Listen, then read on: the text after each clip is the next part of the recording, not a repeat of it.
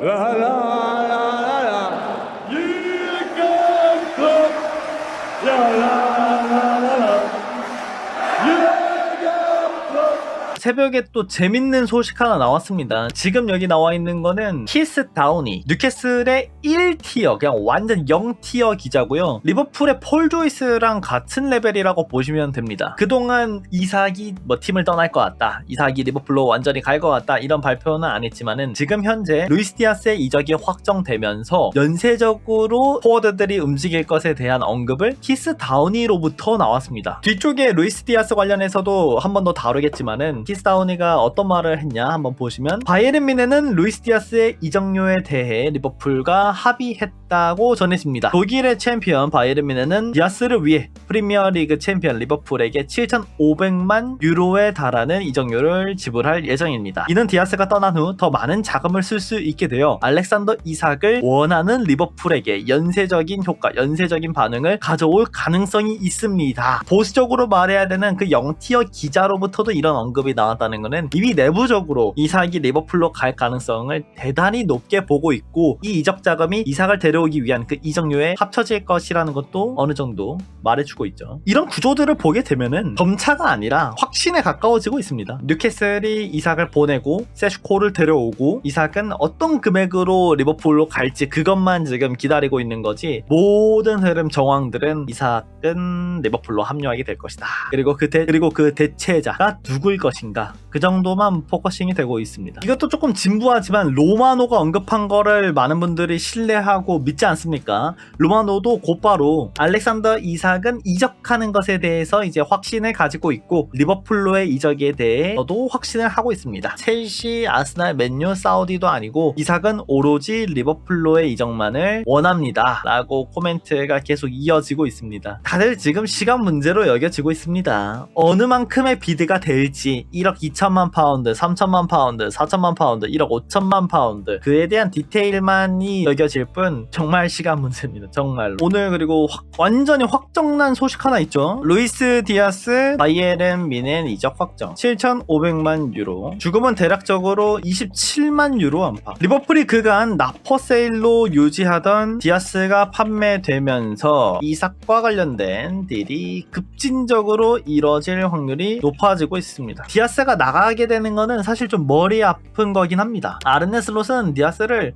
여전히 판매하고 싶어 하지 않았고, 판매하게 되더라도 내년 그 정도로 생각을 했었는데, 그리고 심지어 디아스가 바이에른 뮌헨과의 이런 딜을 하는 과정에서도 조금 더 돈을 더 받을 수 있지 않을까, 이런 생각 많았거든요. 황급히 7,500만 유로의 딜 끝내고 보냈다는 건 이삭한테 들어갈 돈이 약간은 필요하다라고 저는 해석을 하고 있어요. 실제로 아까 앞전에 봤다시피 키스다우니도 그런 말을 했죠. 디아스의 이적은 연쇄적으로 이삭, 세슈코 이렇게 이동되는 것에 영향을 줄 것이다. 그래서 이제 디아스가 나가게 되면서 이거는 이삭한테 투여가 될 거고, 나머지 레프트 윙 자리를 어떻게 대처할 거냐는 추후 지켜봐야 될 것 같습니다. 지금 상황으로는 레프트 윙 보강 안 할 수도 있지 않을까라는 생각이 들 만큼 큰 링크가 나오고 있지는 않아요. 근데 이것은 우리가 지금까지 봤듯이 센터백도 그렇게 링크가 안 나오고 있거든요. 그렇다고 우리가 센터백을 필요로 하지 않는다, 센터백에 관심 없다, 이건 아니거든요. 그래서 레프트 윙도 어떤 선수로 보강이 될지, 센터백도 어떻게 보강될지는 계속 지켜봐야 될 것 같습니다. 조금 더 추가해 보자면은 이제 다르윈 누네스, 키에사도 팔릴 확률이 매우 높다고 합니다. 도쿄에 누네스는 왔지만 만약에 이제 누네스도 딜이 조금 더 심화되면은 곧바로 팀을 떠나게 될 확률이 높아요. 현재로서는 큰 이런 접근 관련된 건 없습니다. 그나마 얘기하자면은 알 아흘리가 누네스를 데려가기 위해서 접근하고 있다는 말은 있어요. 전에는 알힐랄,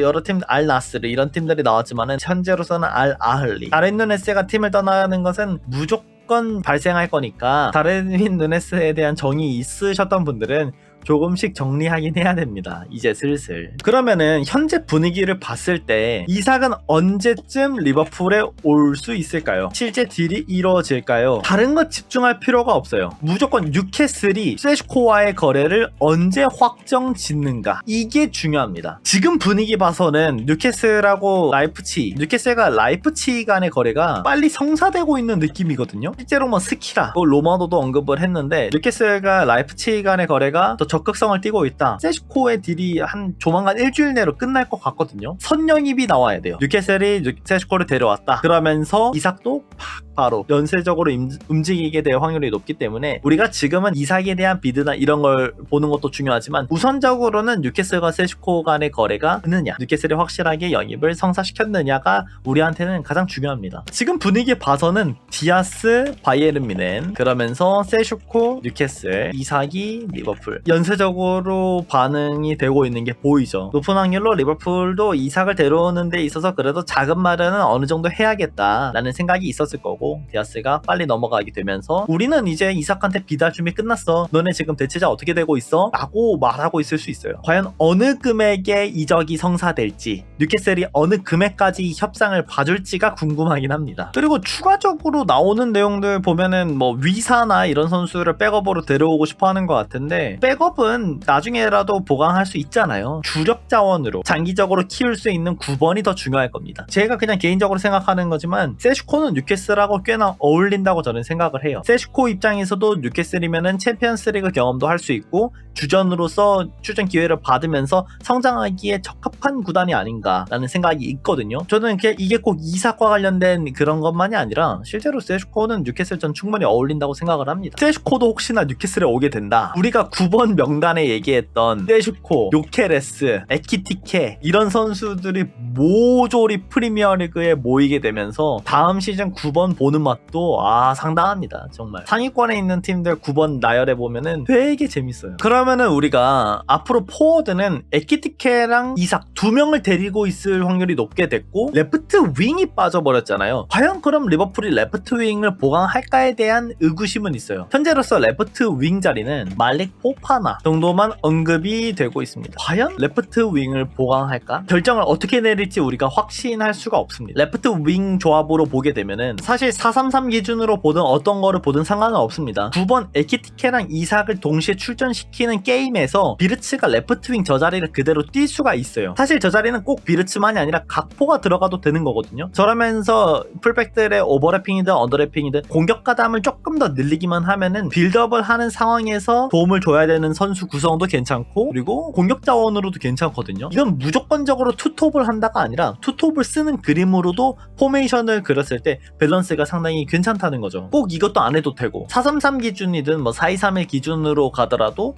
윙자리에 각포랑 비르츠 그리고 소보슬라이까지도 들어갈 수 있다 하면 마냥 무시할 수는 없거든요. 그래서 지금 레프트 윙을 100% 보강해야 된다라고만은 저는 못할 것 같고 보강을 하면은 좋지만 고민을 좀 많이 해야 될 것 같다. 지금 가장 중요한 자리는 사실 센터백이 맞아요. 레프트 윙은 각포, 비르츠 혹여나 지금 에키티케도 저 자리를 뛸 수 있다고 하니까 그것까지도 돌아가는 것을 감안했을 때는 다리적으로 불편함은 없어요. 각포에 대한 믿음만 조금 있다면은 그런 큰 문제는 없는데 다들 각포에 대한 이런 의구심과 기대감이 크지 않다 보니 영입을 원하는 거죠. 어렵긴 하네요. 레프트 윙은 보강 안 하면은 아쉬워 보이긴 한데 우선순위인가 하면은 또 어렵고 가장 최우선 보강 자리는 센터백이지 않습니까? 그냥 레프트 윙을 어떤 선수로 볼지도 정확히 이렇게 판단이 되질 않습니다. 말릭 포파나의 경우는 너무 어려요. 사실 이 선수가 오게 되면은 그냥 백업으로 우선 두면서 성장 가능성을 보는 건데 리버풀에서 지켜볼 수 있는 급인가 이런 생각도 좀 있고 그리고 말릭 포파나를 데려오기 위해서도 생각보다 금액이 조금 필요하거든요. 고민이 많을 것 같습니다. 어느 타이밍에 어느 정도의 재능을 볼지